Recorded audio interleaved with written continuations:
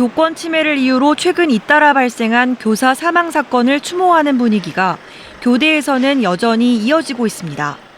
그런 사건들을 보면 앞으로 내가 나가야 할 현장들에 대해서 많이 걱정되고 불안한 마음이 있는 것 같아요. 뚜렷한 해결책이 없다며 아예 진로를 바꾼 학생들도 적지 않습니다.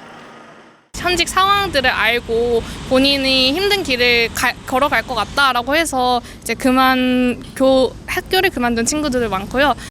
2018년 26명이었던 공주교대 중도 탈락자 수는 지난해 69명으로 5년 만에 2배 넘게 뛰었습니다.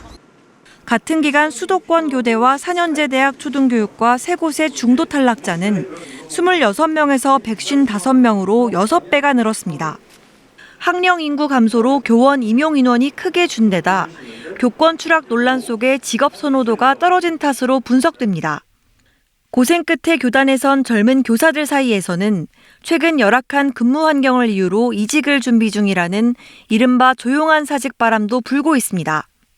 교권 침해 문화가 쉽게 개선되지 않을 거란 무력감과 우려 속에 예비교사와 젊은 교사들의 이탈이 심화하고 있는 겁니다.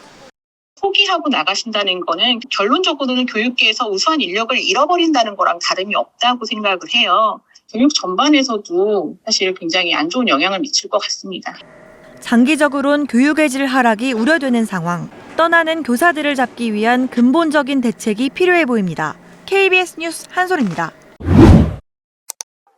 16년차 초등교사 정모 씨는 올해 초 처음으로 휴직한 뒤 우울증 치료를 받고 있습니다. 2년 전 학생 10여 명이 연루된 학교 폭력 사건을 수습하며 학부모 폭언과 악성 민원을 잇따라 겪은 뒤 교단에 서는 것이 두려워졌기 때문입니다. 집에서 교육 그렇게 시킵니까? 제가 학교 갔다요, 선생님. 아빠 데리고. 선생님 가슴에 무슨 논문 안 해요? 한 달 넘게 홀로 곤욕을 치르다 학교장에게 교권보호위원회를 요청했지만 묵살당했고 담임 탓이라는 말만 돌아왔습니다. 애들은 무슨 잘못이냐, 담임 잘못 만나서라는 그 말이 제가 담임을 16년을 했는데 너무 가슴을 찔러가지고 마음이 아팠거든요. 아직. 경상남도 교육청 설문조사 결과 교원 7천여 명 가운데 82%가 교육활동 침해 경험이 있다고 답했습니다. 이달에는 교육활동 침해로부터 교사와 학생을 보호하기 위해 경상남도 교육청이 종합대책을 발표했습니다. 앞으로 경남의 각 학교는 교장 중심의 민원 대응팀을 운영하고 특이 민원은 교육감 고발제를 통해 도교육청이 직접 대응하기로 했습니다. 무고성 아동학대 신고 등에 대비해 자문기구를 운영하고 상시 법률 지원 체제도 운영합니다. 교육활동을 방해하는 학생이 있는 교실에는 퇴직교원 등 전담 인력을 배치합니다.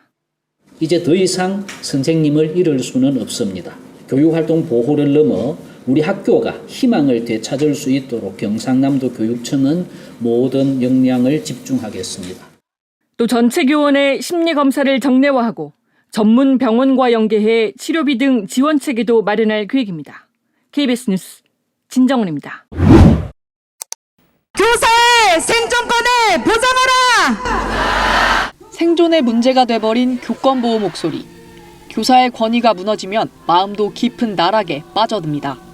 퇴근을 하지 못하고 학교 뒷뜰과 청구를 표했습니다. 그러다 체육관 앞에서 한참을 머뭇거렸습니다. 죽음의 그림자가 반쯤 드리웠던 것 같았습니다. 마음의 병으로 병원을 찾는 교사들이 늘고 있습니다. 교사들의 우울증 진료 건수는 해마다 꾸준히 증가하면서 지난해에는 15만 건을 넘어섰습니다. 4년 만에 2배 가까이 급증했습니다. 지난해 불안장애 진료 건수도 10만 8천여 건으로 4년 만에 1.6배 늘었습니다. 교직 사회가 집단 우울감에 빠졌다는 진단에 정부는 심리치료 지원에 나섰습니다.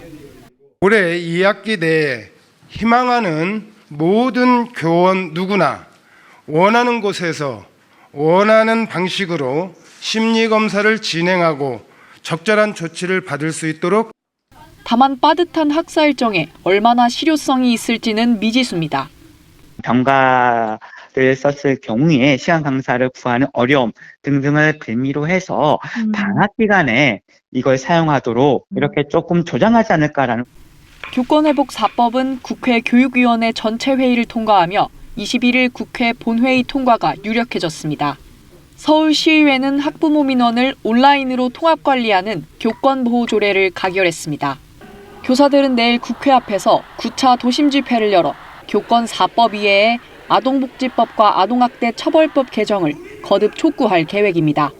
KBS 뉴스 여소연입니다. 30년 넘게 초등학교 교사로 일해온 A씨. 2년여 전 초등학교 2학년 담임을 맡았을 때 수업을 방해한 학생을 훈육했습니다.